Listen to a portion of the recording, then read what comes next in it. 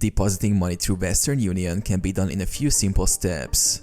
Here's how you can deposit money via Western Union. Visit a Western Union location. In-person deposit. Find a nearby Western Union agent location. You can use the Western Union website or app to locate the nearest agent. ID. Bring a valid government-issued ID for identification. Provide recipient information. Fill out the Western Union money transfer form with details of the person you're sending money to. Provide your recipient's information including their country and city of residence. Choose payment method. Western Union offers several ways to pay. Cash. Pay with physical cash if you're at an agent location. Debit or credit card. Some locations allow card payments. Bank account. If you prefer, Western Union may support transferring directly from your bank account, depending on the country and location.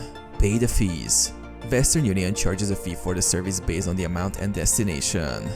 The agent will inform you of the fee, which you must pay along with the amount you're sending. Receive receipt and tracking number.